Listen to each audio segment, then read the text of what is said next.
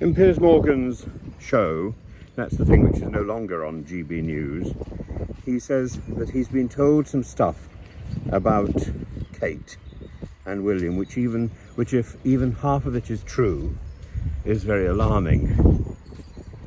Well, it's very gnomic, first of all, and secondly, we know that Piers boasts about his links to Camilla, the Queen, and to other members of the royal family. The impression given is that Piers knows something and is eking it out.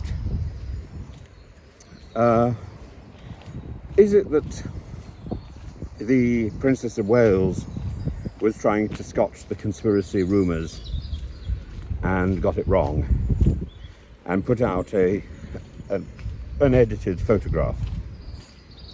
Or is it someone else put out that photograph in her name and then got her to take the flak when it went wrong? It's very ungallant, and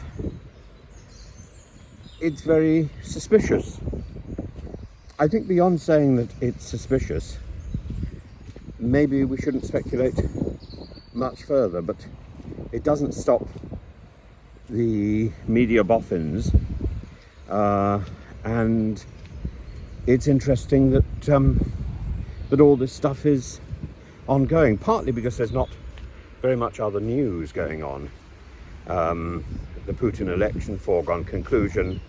The general election here, foregone conclusion, and so on. Trump, apparently Trump, the prosecutor now doesn't think that Trump should be prosecuted for having papers in his loo. Well, there we are. There we are.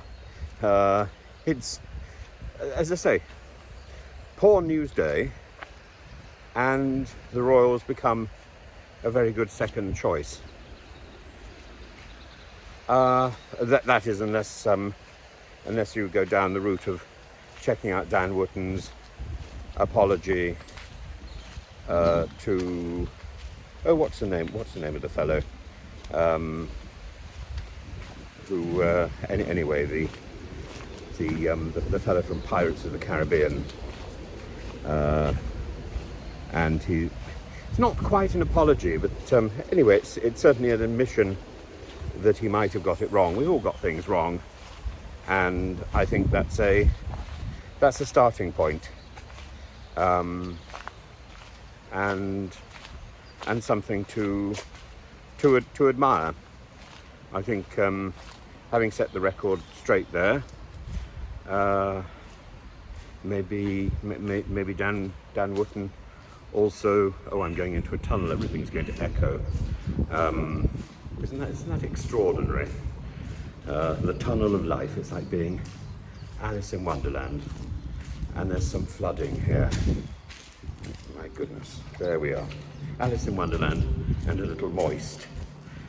But we were speaking of Dan Wootton and rabbit holes and setting an example.